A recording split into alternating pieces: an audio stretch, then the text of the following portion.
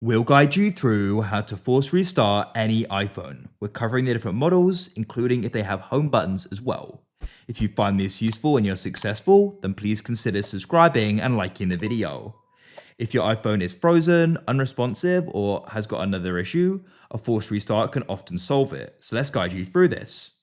So if your iPhone is like this here, and it's an iPhone 8 and newer, up to the latest one, including the latest one, press the volume increase, decrease, and then tap and hold the side button.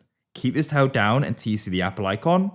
If you've got an iPhone 7, you tap and hold the side button and the volume down button together until you see the Apple icon and release. If you have a iPhone 6 or older, you tap and hold the side button and home button together until you see the Apple icon. Release like I did there, and it will start.